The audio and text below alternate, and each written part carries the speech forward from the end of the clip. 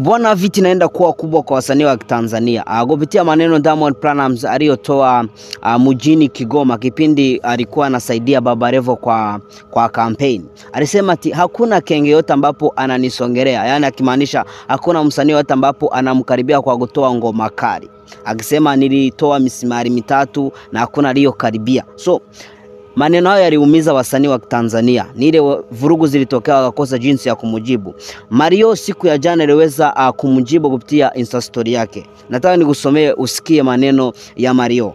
Mario anasema hivi: kabla ya kila kitu niliahidi kutoa ngoma wiki ya kwanza ya mwezi huu ambayo ilikuwa ndo leo tarehe 8, lakini baada ya kila kitu kutokea nimeahirisha, nimepeleka siku za mbele panapo majaliwa. Ila trust me, hii ndio nilikuwa naenda kuambia wasanii wenu kwamba na waheshimu tu, ila musically kwa time hii hakuna anayeweza kuusogelea huu moto, na katika wale kenge mi sipo. Mungu aziraze mahali pema roho za marehemu wote peponi.